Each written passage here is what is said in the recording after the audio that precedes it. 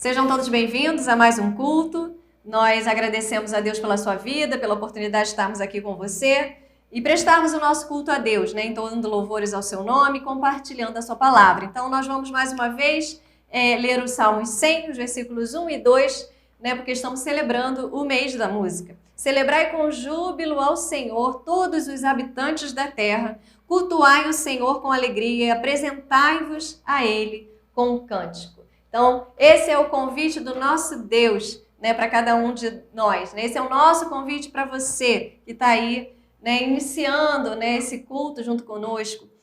Celebrai ao Senhor com alegria no seu coração, cultuai, prestai o seu culto a Ele com gratidão no coração, entoando louvores ao seu nome, engrandecendo o seu nome. Então, convido você a orar comigo nessa noite, para nós também juntos louvarmos o nosso Deus. Paizinho, obrigada pela alegria de te servir. Obrigada pela oportunidade que temos, Senhor, de compartilhar a tua palavra, de louvar o teu nome, de prestarmos, Senhor, esse culto.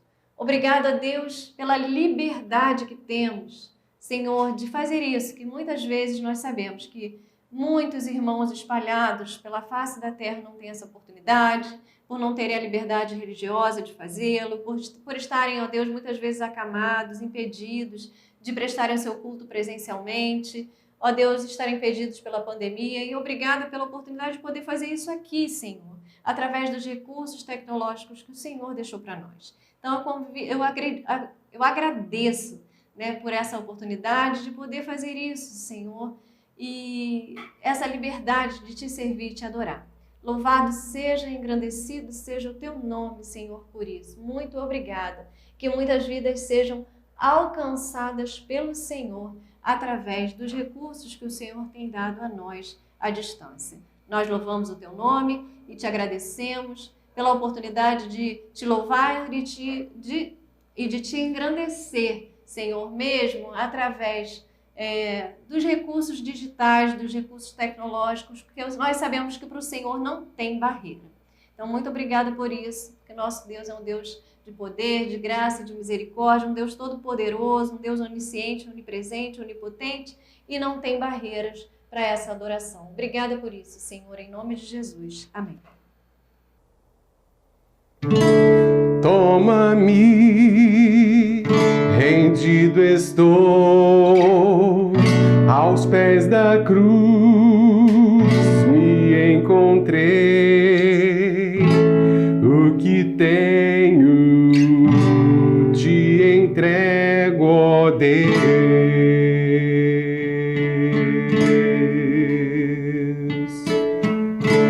Vem limpar as minhas mãos, purificar meu coração, que eu ande em tudo que tu tens pra mim. Oh, eis-me aqui, rendido estou.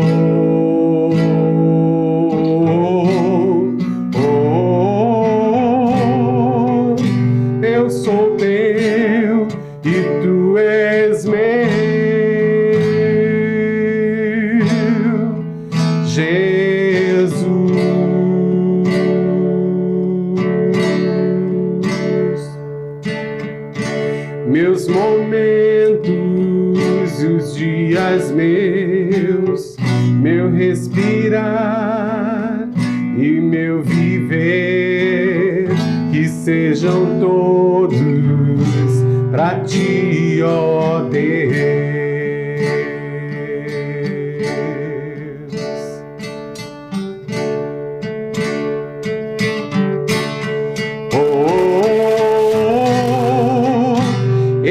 Aqui rendido estou.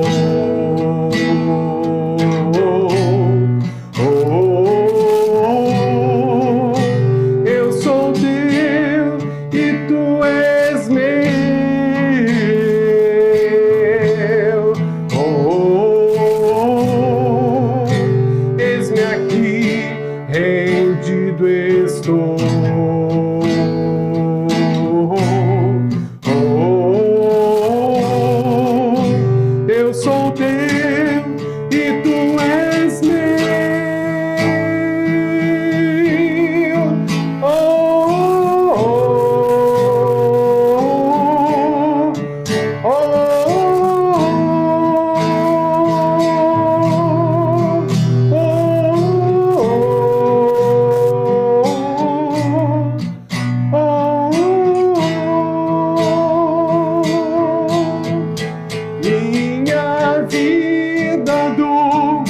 ti, Senhor, rendido a ti estou, e para sempre cantarei. Faz de mim o teu querer, minha vida dou a ti, Senhor, rendido a ti estou, e para sempre cantarei. Faz de mim o teu querer.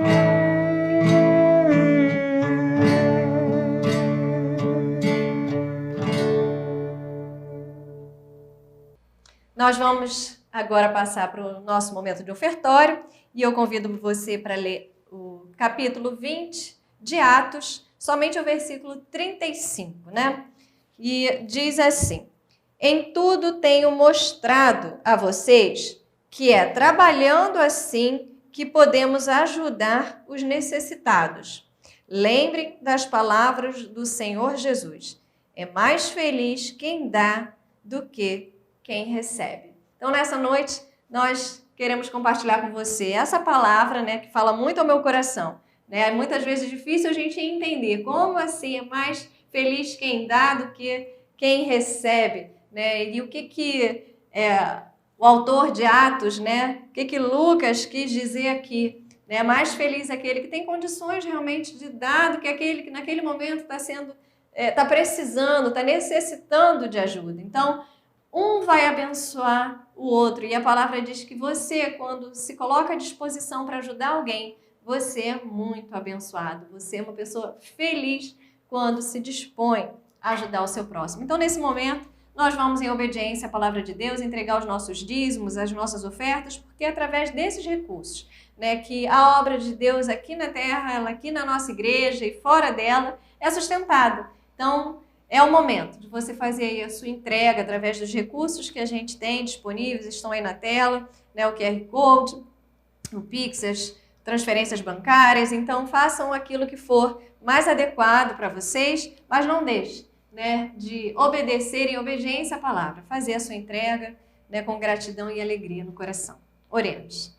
Pai, obrigada, Senhor, por mais uma vez termos a oportunidade de cumprirmos, Senhor, a Tua palavra e devolvermos a Ti aquilo que o Senhor mesmo nos deu para o nosso sustento.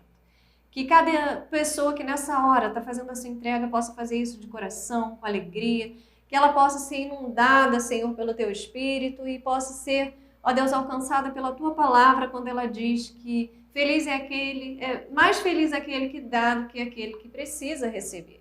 Então, que nesse momento os Teus servos tenham alegria no coração de poder ajudar o seu próximo, ajudar a obra da Tua igreja aqui na terra, Senhor, a Tua obra missionária. Ó Deus, sustenta o Teu povo, que nada venha faltar à sua mesa. Que sejam, Senhor, ricamente abençoados, né, pela alegria que só o Teu Santo Espírito pode dar. Obrigada por tudo, em nome de Jesus. Amém.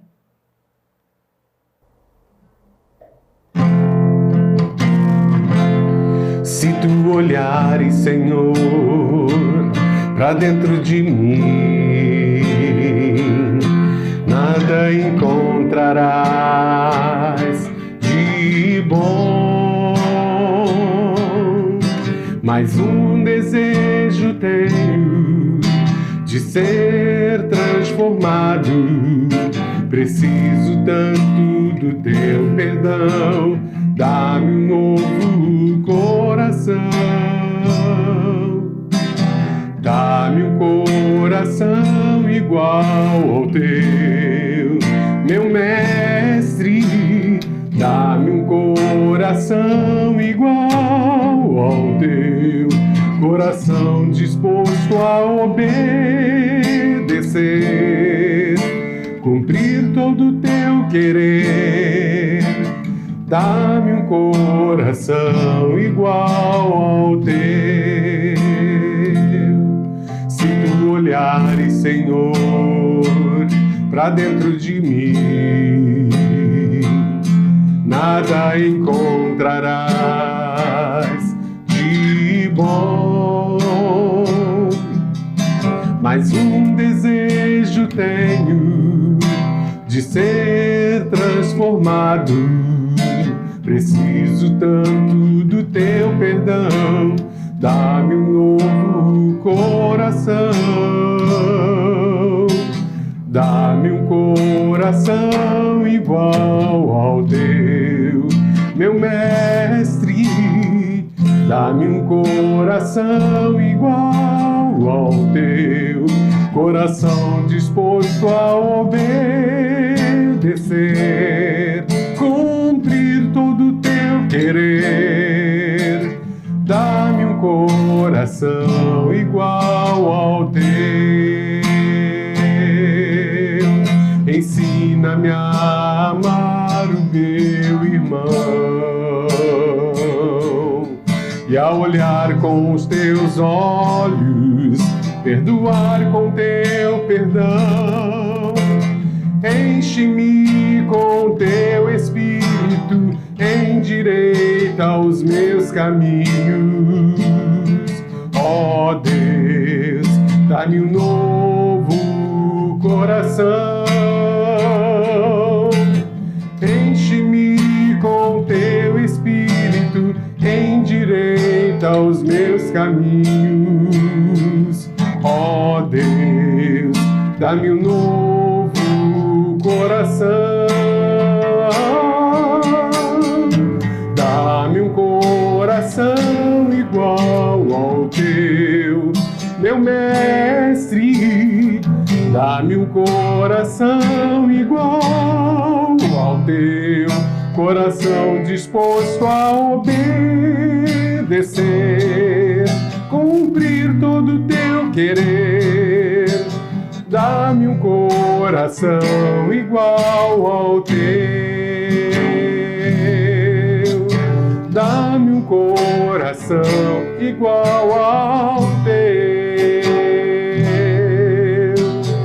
Dá-me um coração igual ao teu.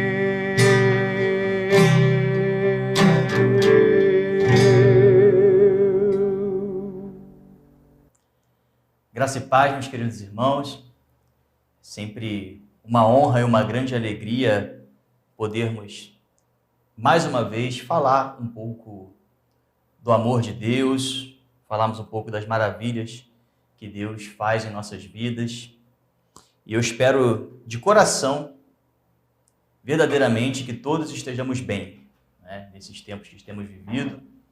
Espero que todos, dentro do possível, estejamos bem, né? Sabemos que dificuldades todos temos, mas a paz que o Senhor Jesus nos dá, ninguém pode nos roubar. Então, se há algo roubando a sua paz, eu já quero começar essa mensagem pedindo a Deus que te devolva essa paz através da leitura da palavra que nós vamos fazer nesse momento. Quero te convidar a abrir a sua Bíblia no Evangelho de Lucas, no capítulo 9.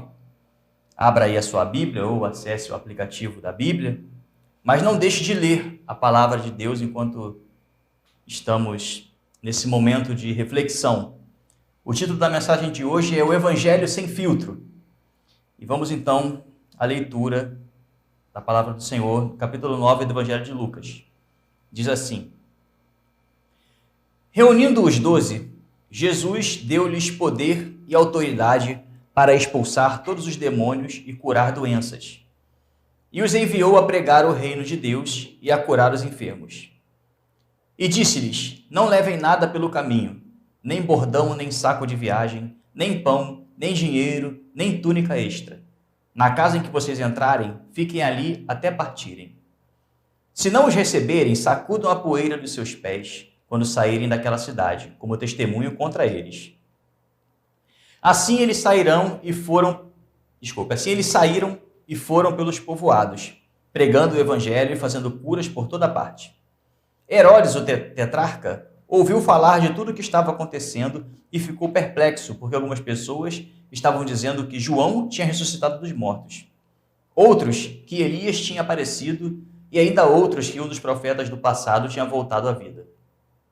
Mas Herodes disse: João eu decapitei. Quem, pois, é este de quem ouço essas coisas? E procurava vê-lo. Versículo 10. Ao voltarem, os apóstolos relataram a Jesus o que tinha feito. Então ele os tomou consigo e retiraram-se para uma cidade chamada Betsaida. Mas as multidões ficaram sabendo e o seguiram. Ele as acolheu e falava-lhes acerca do reino de Deus e curava os que precisavam de cura. Ao fim da tarde, os 12 aproximaram-se dele e disseram: manda embora a multidão para que eles possam ir aos campos vizinhos e aos povoados e encontrem comida e pousada, porque aqui estamos em lugar deserto. Ele, porém, respondeu: dê-lhe vocês algo para comer.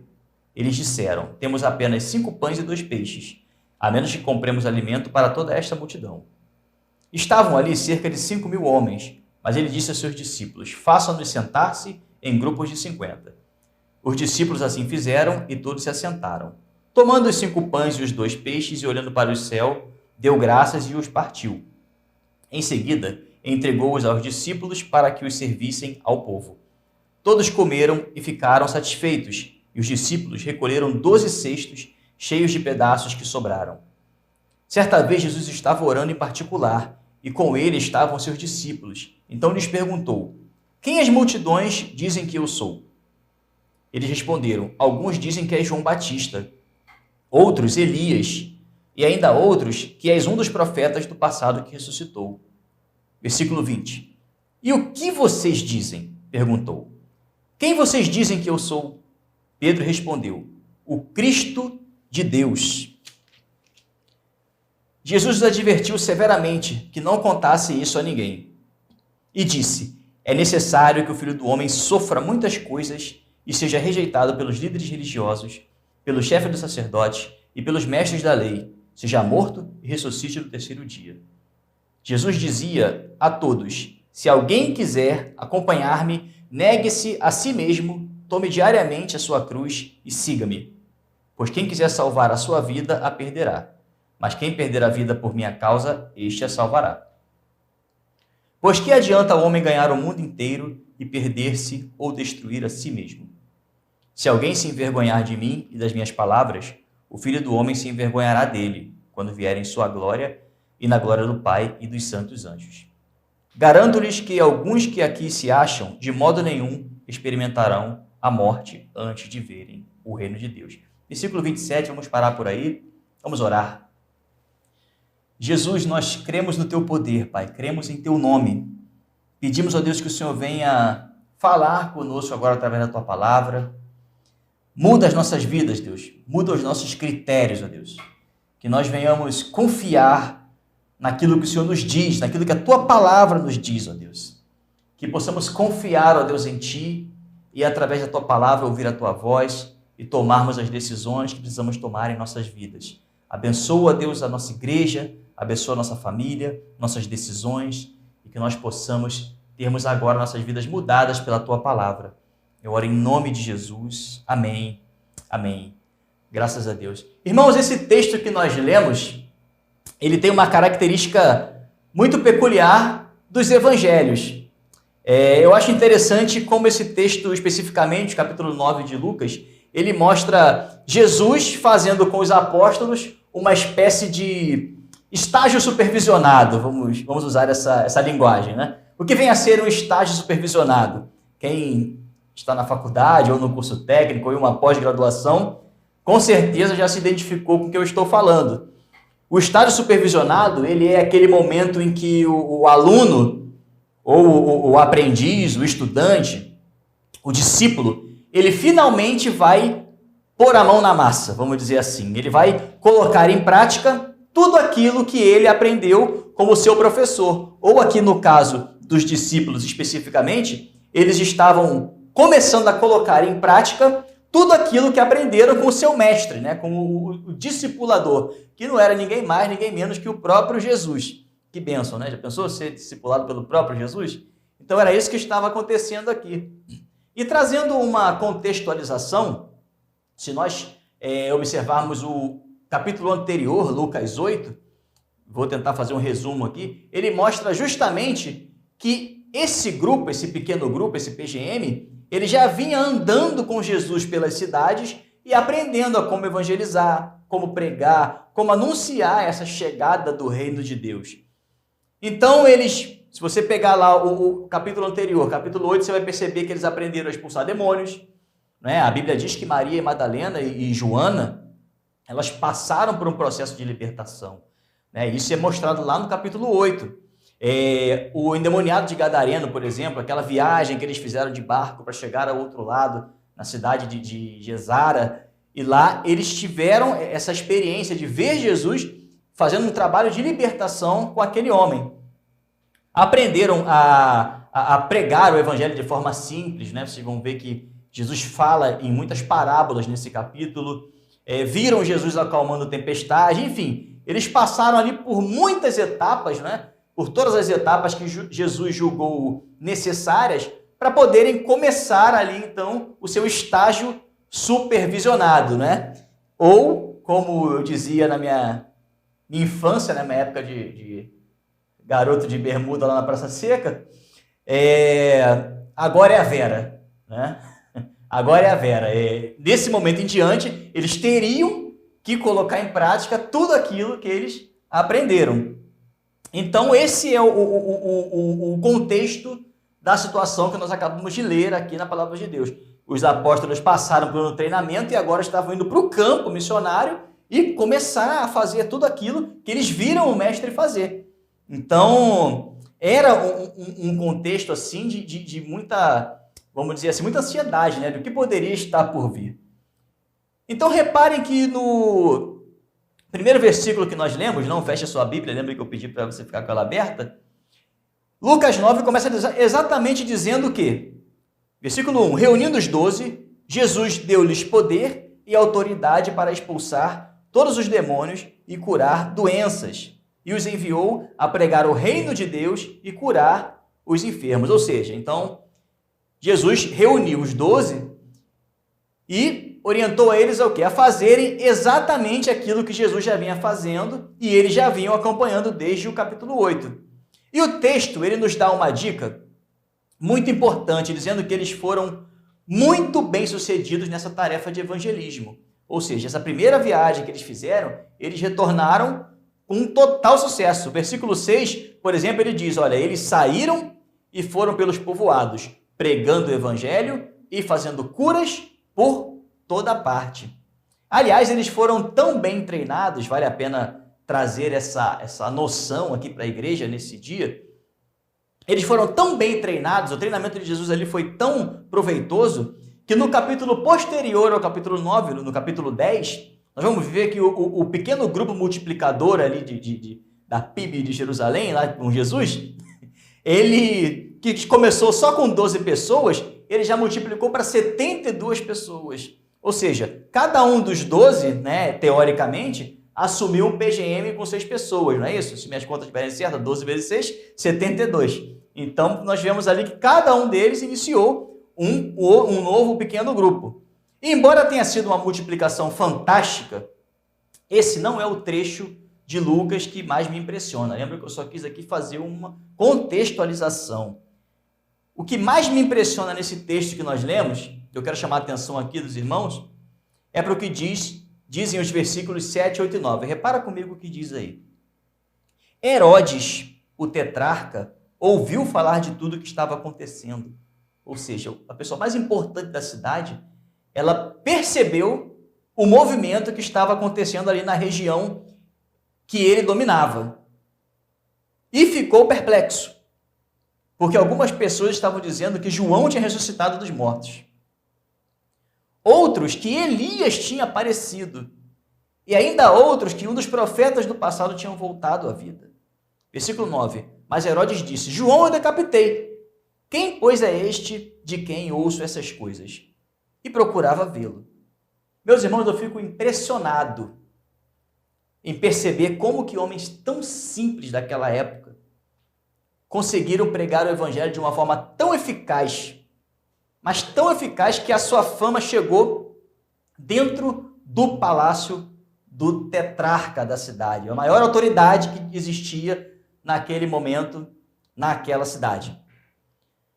Na minha cabeça, eu confesso aos irmãos, é claro que eu tenho fé, pela fé eu consigo entender, mas racionalmente não tem muita lógica, porque não faz sentido, você reúne ali 7 pescadores, um cobrador de impostos, outros 4 discípulos que a Bíblia não diz bem qual era a profissão ali deles, e estes homens, pescadores, serem capazes de ter uma oratória tão boa, uma capacidade de comunicação tão assombrosa, um discurso tão bem feito, ao ponto de chegar nos ouvidos das autoridades.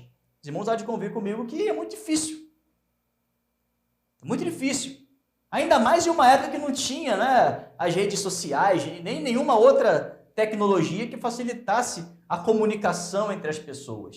Não é algo que nós podemos simplesmente ler e achar interessante. Nós temos que tentar entender o que estava acontecendo aqui.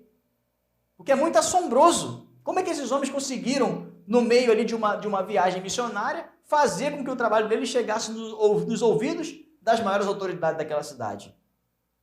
É como se eu dissesse aqui no nosso contexto, né, que alguns membros da Bíblia Freguesia, pessoas simples, né, que não tinham assim tanto destaque, né, tanta relevância para a sociedade, de repente começa um trabalho aqui na Rua Júlio Porto Carreiro, aqui na Freguesia, e a notícia vai se alastrando, começa a pregar o Evangelho de uma forma tão surpreendente, tão poderosa, tão verdadeira, que o prefeito da cidade começasse a ouvir falar a respeito da nossa igreja. Seria algo, de fato, muito interessante, né? Ficaríamos extremamente felizes com isso, com esse impacto.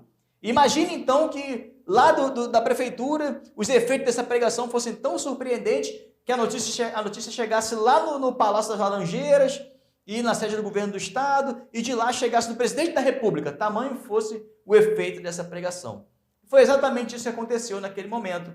Irmãos, a pergunta que fica para refletirmos hoje é: por que homens tão simples, sem nenhum dos recursos que nós temos atualmente, conseguiram pregar desta forma, atingindo a pessoa mais importante daquela cidade, e nós não conseguimos atingir nem as pessoas mais próximas de nós, com todos esses recursos que nós temos? Você já se perguntou isso? Você já olhou para a sua condição atual e comparou com a situação desses homens que nós lemos aqui nesse momento? Você já tentou comparar, colocar um sinal de igual na equação? Bota um sinal de igual e olha para os dois lados, vê se dá para entender. Já se perguntou isso? Acho que vale a pena fazer essa reflexão. Como que os apóstolos, sem nenhuma tecnologia, sem nenhum curso de oratória, né? Nenhum instrumento musical, sem mesa de som, data show, né? Slides, sem transmissão de culto pela internet, olha só, né? Como que eles conseguiram abalar cidades? Como eles conseguiram? Falando, simplesmente. Saíam para falar, para conversar. Como eles conseguiram atingir a maior autoridade daquela cidade? E se você acha que eu estou exagerando na minha fala, se você acha que o pastor Rodrigo ele está um pouco emocionado hoje na mensagem, a Bíblia fala algo muito interessante sobre esse grupo aqui, esse grupo que foi se alastrando. A pregação dos apóstolos ela não ficou restrita só ali a cidade de Jerusalém. Se os irmãos tiverem a curiosidade de lerem lá em Atos 17, capítulo 17 de Atos, diz que o povo de uma cidade chamada Tessalônica, olha que interessante, fica a 2.500 quilômetros de distância.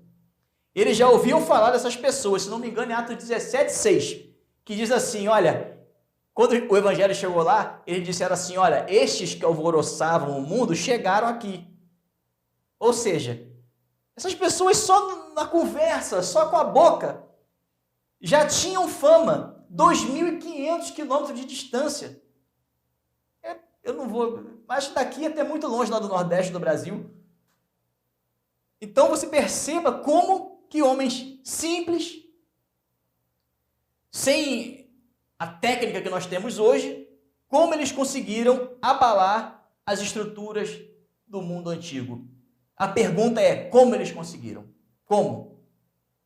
Meus irmãos, existe uma armadilha muito comum hoje em dia que está acabando com o evangelho. Eu falo isso com um pouco de tristeza no coração, mas está degradando o evangelho genuíno, a igreja como ela deve ser. Essa armadilha ela está deformando o formato que Deus determinou. Está descaracterizando o padrão determinado por Deus por aqueles que fazem parte do corpo de Cristo. Ou seja, Deus ele tem ali o padrão, o formato com o qual nós devemos seguir, como nós devemos agir, como nós devemos ser, como nós devemos fazer. Mas esta armadilha que foi colocada pelo próprio Satanás na igreja, ela está deformando, descaracterizando a nossa forma de agir. O nome dessa armadilha é filtro. Guarde esse nome, filtro. Alguns irmãos estão se perguntando, mas poxa, filtro? O que o pastor está querendo dizer com isso? Guarde essa palavra, filtro. Recentemente, aconteceu um fato inusitado, mas que parou o mundo. O mundo ficou paralisado. As pessoas ficaram impressionadas. Você via nos olhos das pessoas aquela sensação de não saber o que fazer. Pessoas ansiosas, nervosas pelo que estava acontecendo. Era o comentário de todos os ônibus, de todos os meios de transporte, como será a nossa vida a partir de hoje.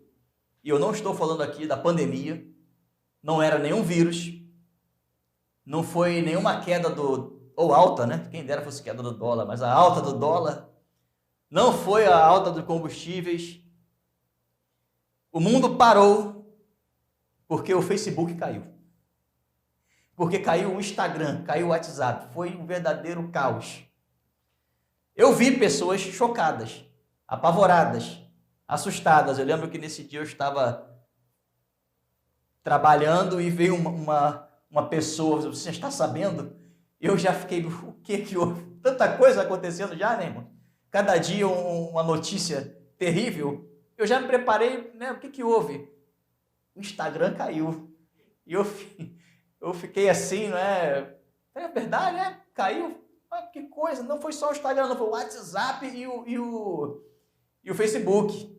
E eu fiquei, né, assim... realmente, né? Um fato... Ainda mais agora que as coisas são tão interligadas. Mas eu fiquei assim, né? Falei, tá bom, obrigado por avisar. E continuei seguindo lá. Mas eu fiquei impressionado com o choque, né? As pessoas chocadas, porque não podiam mais se ver através da tela, né? Vou mostrar aqui para os irmãos. Através da tela de um aparelho. E por que tanto pavor por causa de um simples apagão nas redes sociais? Que eu julgo simples, não sei o que os irmãos acham, mas simples, parou de funcionar. Aconteceu alguma coisa. Mas por que tanto pavor por causa disso? Eu fiquei logo preocupado. Será que o banco está funcionando? Né? Será que se eu precisar ligar para alguém, será que vai funcionar? Ok, eu consigo ligar para alguém. O mercado está aberto, o hospital está aberto, a farmácia, está tudo funcionando? Sim, estava tudo funcionando. Mas, né, se precisar de ajuda, o vizinho está ali, eu consigo fazer alguma coisa. Então a coisa não é assim tão problemática como estavam dizendo. Mas as redes nos acostumaram a usarmos essa armadilha que eu falei, que está também tomando os discursos, as pregações, a forma da igreja agir, que é o filtro. O que tem a ver o filtro? Trocando aqui em miúdos para você que não está muito ambientado com essa linguagem de redes sociais, caso você queira se mostrar para o mundo, né, mostrar uma foto sua, mas talvez você ache que ali a sua cara ela não está do jeito que você gostaria que estivesse. Né? As redes sociais te oferecem os filtros, são vários filtros. Né? E através desses filtros você consegue ir retocando ali a sua imagem, né, de modo que as pessoas não vejam mais você do jeitinho que você é ao vivo, mas do jeito que você quer que as pessoas vejam você. Então, quando houve esse apagão das redes sociais, muita gente ficou sem saber o que fazer. Afinal, como é que eu vou viver sem ativar um filtro que me faça parecer ser uma pessoa melhor do que a pessoa que eu sou de verdade? Compreenderam o problema? Compreenderam o problema? Por que o mundo parou? Por que as pessoas ficaram paralisadas? E isso não se limita só à sua autoimagem. A prática da utilização dos filtros se alastraram por muitos setores da sociedade. Hoje nós vemos, por exemplo, muitos influenciadores digitais, que pregam o que é ético, mas que têm uma conduta de vida totalmente oposta àquilo que pregam. Na política é a mesma coisa, nós vemos aquelas pessoas que dizem pregar o que é ético, mas que têm uma conduta de vida totalmente oposta àquilo que pregam. Mas essas pessoas sabem muito bem ativar o quê? O filtro. O filtro social, de modo que consegue enganar muita gente. Você olha para aquela pessoa e você enxerga tudo que ela quer que você enxergue. Você pode saber de tudo de ruim que ela faz, mas ela ativa um filtro tão perfeito, que você olha para ela e fala assim, eu vou votar nessa pessoa. Ou então você diz, eu vou me inscrever no canal dessa pessoa. Por quê? Porque o filtro te hipnotiza. É assim na política, é assim nas artes de cinema e televisão, é assim nos perfis sociais. Em todos os lugares nós vemos conceitos antibíblicos, travestidos de coisas boas. É um verdadeiro filtro ativado, fazendo com que você, que é servo de Deus, comece a ver aquilo como algo natural e aceitável. A Bíblia diz não, isso é ruim, mas alguém coloca um filtro, ativa um filtro naquilo, e você olha para aquilo e começa a achar aquilo bom, aceitável e agradável. E ai daquele que começa a te mostrar que a Bíblia fala a respeito daquilo. Por incrível que pareça, meus irmãos, até dentro das igrejas é possível perceber em algumas pregações e conversas entre irmãos que muitos já estão ativando alguns filtros sociais com medo de parecerem cristãos fundamentalistas. Eu sempre comento isso, quando me apresento para alguém, a pessoa percebe ali que eu sou um cristão. A pessoa diz, mas você é crente? Eu digo, sim, sou, graças a Deus. Mas evangélico? Evangélico. Mas evangélico como? Eu já penso assim, olha, eu já falo daquele jeito, Pensa num evangélico, pensa num crente. Então, sou eu. Já é para ficar claro qual é a minha posição. Não tenho problema nenhum com rótulos, com esse tipo de rótulo que tem sido colocado aí na igreja, mas eu acho que o evangélico em si, o cristão, ele precisa se firmar como uma referência para esse mundo, sem medo de ser taxado com esses nomes que são colocados por aí. Porque, infelizmente, irmãos, hoje a igreja tem medo de ser chamada de antiquada, de ultrapassada. E ela começa a admitir conceitos mundanos dentro dos templos, e doutrinas estranhas para parecer contextualizada. Queridos, a pregação dos apóstolos não tinha filtro. Eles não inventavam moda. Eles pregavam e diziam aquilo que precisava ser dito. Eles, quando pregavam, eles não estavam preocupados se seriam presos, se pareceriam ultrapassados. Ai, meu Deus, será que eu vou ser cancelado? Será que vão achar que eu sou um louco, um fundamentalista? Ou outros nomes aí que dão para aqueles que buscam permanecer firmes na doutrina bíblica, verdadeira, na palavra de Deus. E eu falo isso, irmãos, sem nenhuma preocupação, porque eu tenho muito contato com pessoas de diversas religiões. E eu confesso, irmãos, que para mim é um pouco constrangedor ouvir pessoas de outras religiões perguntando, para você que é pastor, eu queria te perguntar uma coisa, o que está acontecendo com a igreja? Eu já passei por isso. O que houve com a igreja? Por que a igreja está tão esquisita agora?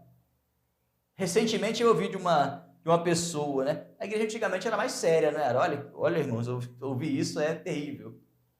E eu tive que concordar, falei, pois é, éramos mais sérios, agora a coisa está ficando estranha. Sabe por que as pessoas nos procuram para saber o que está acontecendo com as igrejas? É porque eles esperam ver em nós aquilo que elas sabem que não vão ver mais em lugar nenhum da sociedade. O mundo anseia por ver a manifestação dos filhos de Deus. É por isso que eles olham para a igreja esperando alguma coisa. Eles olham para a igreja e dizem, meu Deus, mas até a igreja está mudando, isso não pode. E eles esperam isso de nós. né? E essa pessoa que eu falei, recentemente, pessoa muito amiga minha, muito ativa na religião dela, inclusive, uma religião de matriz africana, veio me perguntar o que estava acontecendo com as igrejas. E eu falei, mas me explica, por que você está me perguntando isso? E ela disse, olha, é muito simples. As músicas de vocês não falam mais o nome de Jesus. As pregações não falam mais de pecado e conversão. E os crentes estão com os comportamentos aí vergonhosos. Aquilo que a Bíblia diz para não fazer, os crentes estão fazendo. Olha, irmãos, que vergonha que foi para mim. Primeira vergonha foi ter que concordar com a pessoa. Pois é, tem razão. Tem razão. Embora tenha muita gente séria ainda no meio evangélico, mas temos que concordar. Tem muita gente fazendo coisas terríveis. Terríveis. E eu dei esse exemplo do filtro. Foi daí que surgiu essa ideia dessa mensagem, né? Que tem crente com medo de dizer que o que a Bíblia fala é a verdade. Tem medo de ler a Bíblia, de dizer o que a Bíblia fala. Então, o que ele faz? Ele ativa um filtro. Se a Bíblia diz que roubar é pecado, ele diz que depende de quem roubou e qual foi o motivo. Reparou que agora é assim que você fala? Não, roubar é pecado, mas o que o levou a roubar? Né? Qual foi o contexto? Peraí, mas a Bíblia diz que roubar é pecado. Né? A Bíblia diz que mentir é pecado. E aí o crente ativa o filtro e diz assim, ok, mas o que o levou a mentir? Depende do motivo. A Bíblia diz que o sexo fora do casamento é pecado. E sabe o que ele diz? Ah, mas a gente não pode julgar. É o filtro. A Bíblia diz que o padrão de Deus é o quê? Sobre a sexualidade humana. É a heterossexualidade. E ele diz, não, mas Deus não julga. Não é bem assim. Né? Se a Bíblia fala, por exemplo, lá que o político que ele gosta está errado, ele está fazendo uma coisa que a Bíblia condena. Ele diz que vota nele de novo porque não tem melhor. Aliás, irmãos, falando aqui um pouco de política, eu acho importante tocar nesse ponto. Tem gente hoje em dia que é mais empenhada em defender o ministério do político do que em defender o ministério da igreja. Sabia? Isso é errado, é idolatria. Se a Bíblia diz que Deus criou, por exemplo, macho e fêmea, e cada um tem o seu propósito no mundo, no reino de Deus, ele começa a dizer que o mundo mudou. E a gente não pode mais pensar assim. Estão percebendo como que funciona o filtro? É exatamente assim. Ele ativa um filtro para começar a parecer algo mais aceitável, né? O crente que ativa o filtro, ele pensa assim, nós precisamos tornar essa mensagem aqui mais palatável ao padrão deste mundo. Não faz sentido.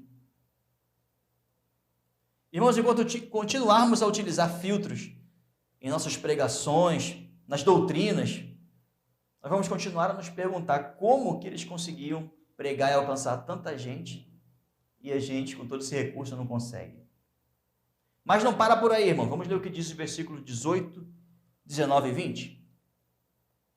Certa vez, Jesus estava orando em particular e com ele estavam seus discípulos. Então lhes perguntou, quem as multidões dizem que eu sou? Eles responderam, alguns dizem que és João Batista, outros Elias, e ainda outros que és um dos profetas do passado que ressuscitou. E vocês, o que dizem? Perguntou. Quem vocês dizem que eu sou? Pedro respondeu, o Cristo de Deus. Perceba a resposta de Pedro no versículo 20. Pedro respondeu, o Cristo de Deus, o Cristo, que significa ungido, o Messias. Ou seja, irmão, sem filtro, nós precisamos voltar a pregar que Jesus é Deus. Que só Ele é o caminho. Que fora dele não há salvação. Ou você vai continuar ativando esse filtro, dizendo que todos os caminhos levam a Deus. Está com medo de incomodar o mundo? É esse seu receio? Eu não estou dizendo, irmão, para você se tornar um crente chato e inconveniente. Sabe, aquele que se mete na vida de todo mundo? Não é isso, não. Não é esse tipo de pessoa que você deve se tornar, não. Estou dizendo que você precisa ser um crente convicto do seu chamado. Que sempre quando te perguntarem a razão de você ser crente, você possa dizer exatamente aquilo que a Bíblia diz, sem filtros. Foi para isso que você foi chamado. Foi para isso. Não é o que a Bíblia diz? A nossa resposta tem que ser sim, sim, não, não. A resposta do crente é sim, sim, não, não. E o que você responde quando te perguntam quem é Jesus para você? Você diz que ele é o único Deus, o único caminho, a verdade e a vida? Ou você diz assim, Jesus para mim, né? Quando ele fala assim, isso eu já fico preocupado. Olha, Jesus para mim foi um cara muito gente boa, a gente tem que ser igualzinho a ele. Irmãos, não é resposta de crente, não. Sinto muito.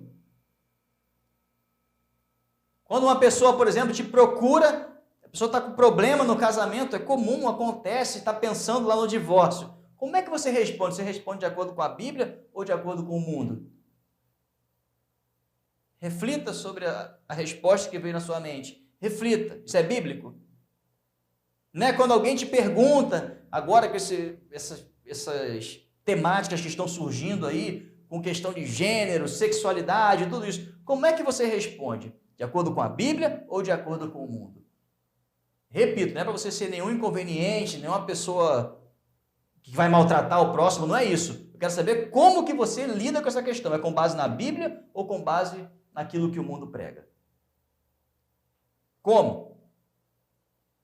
Vamos lá, já que eu estou tocando aqui na ferida. Quando o assunto é política, como é que você decide? Como é que faz? Você responde de acordo com a Bíblia ou de acordo com o mundo? Irmãos, eu espero de coração que os irmãos reflitam muito sobre esse texto que nós lemos, sobre as perguntas que eu coloquei aqui, principalmente sobre as respostas que os irmãos tiveram com base nesse texto. Eu já quero encaminhar para o final, quero encerrar lendo o versículo 26, que por si só ele já nos dá um recado preciso sobre como nós devemos agir. Versículo 26, Lucas 9, 26 diz assim: se alguém se envergonhar de mim e das minhas palavras, o Filho do Homem se envergonhará dele, quando vier em sua glória e na glória do Pai e dos santos anjos. Irmãos, não tenham vergonha. Preguem a palavra. Preguem como os apóstolos. Confie que Deus é contigo. Não ceda à pressão desse mundo. Mas continue tendo fé em Deus. Fé que a palavra dele é que muda a vida das pessoas. Creia na palavra, não creia naquilo que o mundo diz que é o novo padrão. Não vá por essa, não. Cuidado, irmãos. Cuidado, muito cuidado com as ideologias que entram pela porta da igreja disfarçadas de contextualizações. Cuidado. A palavra de Deus é inerrante. O que está escrito é o que deve ser aplicado. E não usem filtros na palavra de Deus. Use a palavra de Deus como ela é de fato. Vamos orar? Pai, em nome de Jesus, queremos pedir, ó Deus, que o Senhor venha mudar, ó Deus, a nossa percepção desse mundo.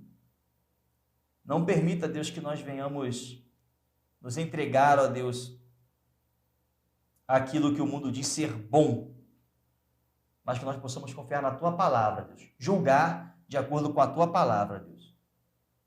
Nos dê, Pai, amor ao próximo, que nós possamos compreender a real necessidade daquela pessoa que nós temos orado, que nós possamos, ó Deus, falar da Tua palavra de um jeito amoroso, carinhoso e que possa tocar esse coração, ó Deus. E não nos permita, ó Deus, jamais omitir ou adicionar qualquer coisa à Tua palavra, mas que nós possamos seguir a Tua palavra estritamente como ela é. Abençoa a Tua igreja, Deus. Abençoa a membresia, a liderança. Que nós possamos a cada dia estar sempre firmes e mais firmes contigo, Pai. Essa é a minha oração em nome de Jesus. Amém. Amém, querido. Que Deus te abençoe. Que você tenha um bom resto de dia e uma boa semana.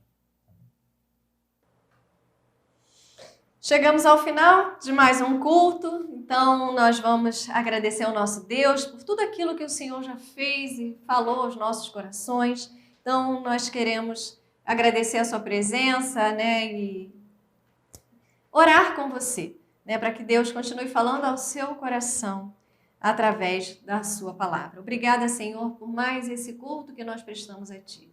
Obrigada, Senhor, pela alegria de Te servir e de Te adorar. Obrigada pelos recursos audiovisuais, tecnológicos, digitais. Ó Deus, por todas essas oportunidades que o Senhor tem nos dado de compartilhar a Tua palavra, louvores ao Teu nome, Senhor, com mais pessoas. Que, ó Deus, muitas vezes achávamos, Senhor, que teríamos barreira para isso, Pai, através da pandemia, por conta das restrições da pandemia, mas na verdade, Senhor, temos visto oportunidades que o Senhor tem nos dado, Pai, para compartilhar com muitas pessoas a Tua palavra, o Teu amor, a Tua graça e a Tua misericórdia. Então, obrigada por tudo, Senhor. Obrigada pelo Teu povo que tem se levantado para Te servir e Te adorar. E obrigada pelas pessoas que têm sido alcançadas, Senhor, através da ministração da Tua palavra com esses recursos. É o que eu te agradeço e te peço em nome de Jesus. Amém.